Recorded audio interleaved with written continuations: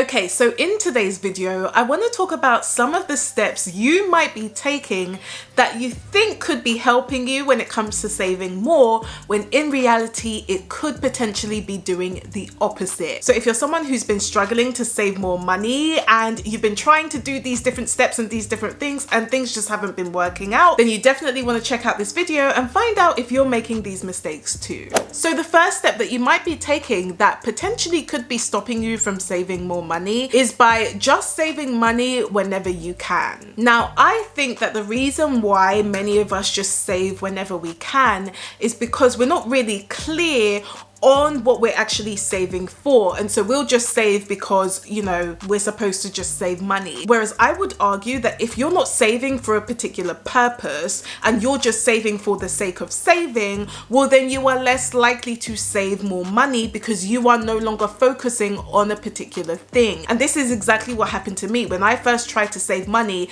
I didn't have a reason on why I wanted to save money. I just thought that I needed to have savings because, you know, it's a good thing to have savings. But then what I would tell myself is, since that was a nice to have, once I got paid every single month, what I would do is spend my money, and then at the end of the month, if I had any money left over, I would put that towards my savings. But the problem was that because I was just saving whenever I can, I didn't end up saving any money. And especially as a natural spender, if I just saw money sitting in my account, I was likely to spend it anyway. So it would get to the end of the month and I would have no savings, and so I would just tell myself, oh well, I'll try again next month. And the core reason why I kept doing that and just saving whenever I could was because I wasn't very clear on what I was saving for, and I wasn't clear on my numbers either. And if you're liking this video so far, then feel free to give me a thumbs up, as it really does help to support the channel, plus it's free. So it was until I started thinking about my financial future that really allowed me to actually start saving more money, and I was no longer just saving here and there. So as an example, one of the things that I really wanted to do is first save my first £500 or dollars, and then eventually £1,000 or dollars, because I wanted to really create a mini emergency fund. And the reason why I wanted to complete a mini emergency fund was because I really wanted to pay off my debt, because if you know my story, I had about 16 grand worth of debt that I wasn't happy with, and I really wanted to become debt free so that I could start working on my other financial goals, like becoming financially independent. So because my initial plan was to save that initial 500 to have as a mini emergency fund, you know, to stop me from going back into debt if something happened, that allowed me to now actually prioritize those savings. So I was no longer just trying to save money here and there. I knew exactly how much I wanted to save, and I knew when I wanted to save it too. And so what that meant was that I was able to save more money because I was very, very clear on that financial goal. Whereas before, I was just saying, oh, I would love to have some savings, but not being clear on what those savings were for, how much I wanted to save, and when I wanted to save it. And this is one of the things that I think is so important when it comes to saving that people don't necessarily think about. So whenever I'm working with my clients, I'm literally just getting them to really understand exactly what they're saving for, how much they really do want to save, and then also when they want to save it by, so that they can create a plan and know exactly how much they need to save to then achieve that goal. So it stops them from just saving whenever they can, but they are much more intentional when it comes to saving. And saving actually becomes easier when you're clear about how much you need to save. Now, this is something that I do deep dive in my one-on-one coaching. So if you are someone who is struggling and you want to find out more about working with me, I will leave a link in the description below for you. But if you're someone who's just been saving whenever you can and you realize you don't even save as much as you want to, part of that reason could be because you haven't figured out exactly what you're saving for and what that means in numbers, so that you can now start saving money towards that. And you will find that actually once you have that, it's going to be a lot easier for you to save more money, because you will have the number in your head head, in your mind, and that is what you'll then start to prioritize. Okay, so the second step you might be taking that potentially could stop you from saving more money is that you're not breaking down your financial financial goals into smaller steps, and as a result, this is overwhelming you. Now, I will say that I think that this absolutely paralyzes people and they give up before they even start the journey. So for example, I know that many people don't believe that they could either buy their first house or that they could even become financially independent. And when I'm talking about financial independence, I mean having enough savings and investments to actually pay for your bills and pay for your lifestyle so that you have the option to do what you want to do when you want to do it. Many people don't believe they can do it because when they think about their financial goals, they don't break it down into smaller steps, and so it overwhelms them, so they stop trying to save money. And I have a classic example of this because I remember I had a client who thought it was going to take her over 10 years for her to actually save up for her first house deposit. And so because she thought it was going to take her 10 years, she thought that maybe there was no point in trying to save up for the house deposit because it would take too long, and by the time it got to 10 years, house prices probably would have doubled or tripled in price. So at this point, I asked her, okay, how much do you need to save for this house deposit? Because 10 years is obviously a long time. And she told me she would need to save between 10 to 15K in order for her to have enough for her house deposit. And so what I said is, okay, great. So what if you saved 500 a month for the next couple of years?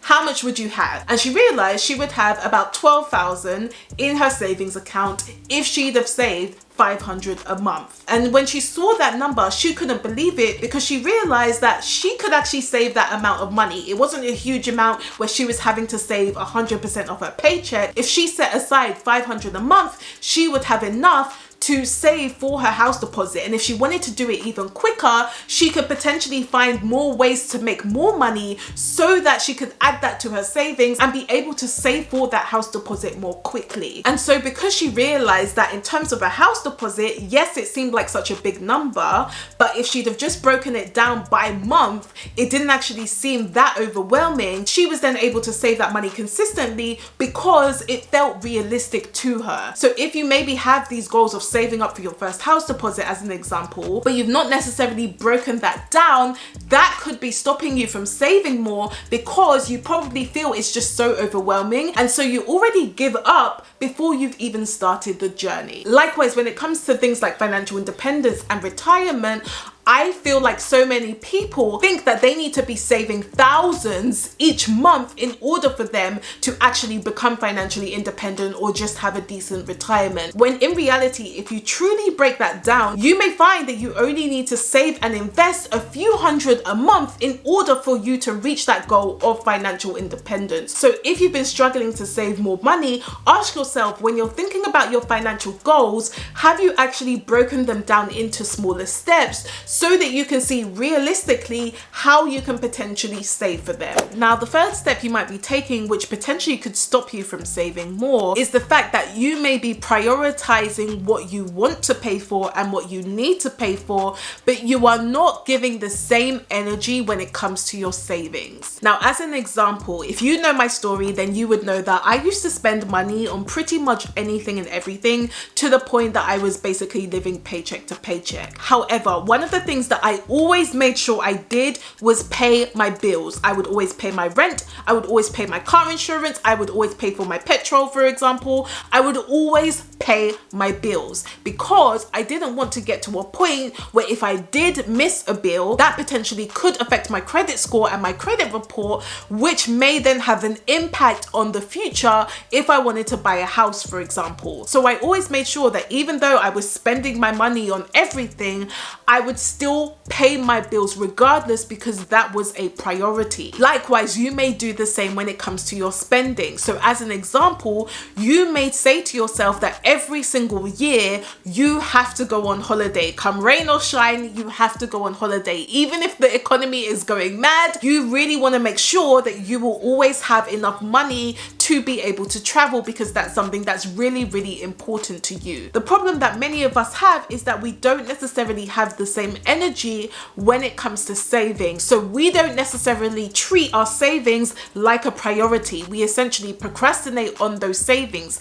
And part of that reason is linked to my first point when I was talking about not really understanding what you're actually saving for and why it's important to you. If you feel like your savings are just a nice to have, well then you're not really going to treat that as a priority. You're not going to treat that like that one holiday you always have to go to. And so for me, one of the biggest things that helped me was treating my savings as if it was essential, because I really wanted to first of all become debt free, because I didn't want to have to depend on any other lenders, and I really didn't want to have the stress of thinking about how I'm going to make my debt repayments if I lost my job. Plus, I really wanted to become financially independent because I really didn't want to have to work for 40 to 50 plus years in order for me to just pay bills. I wanted to get to a point where I had the option to work if I wanted to, and I had the option to not work if I wanted to. I wouldn't have to work because it's a necessity. I would be working because it was my choice, and I knew that in order for me to get there, I needed to know how to save money. And so for me, saving became a non-negotiable. Saving became a priority, and I treated it as if it was an essential bill. So you need to ask yourself, are you actually treating your savings as if it's something that's essential? Are you actually prioritizing those savings?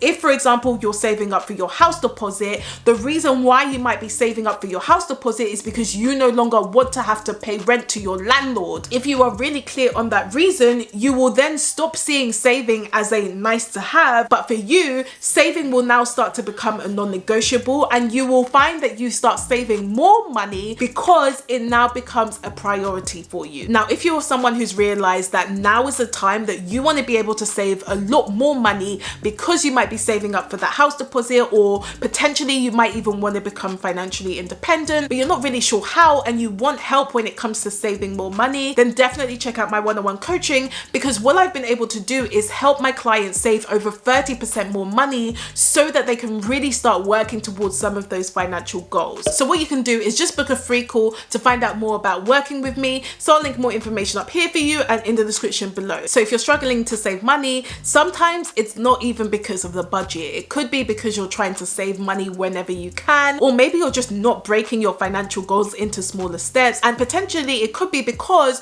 the way you prioritize your bills and some of your spending isn't the same as the way you prioritize your saving. And if you're doing any of those three things, I would definitely consider trying to work on that so you could eventually start saving more. So if you did like this video, then please do give me a thumbs up if you haven't already, and let me know in the comments, did you resonate with any of these points? Have you done them before?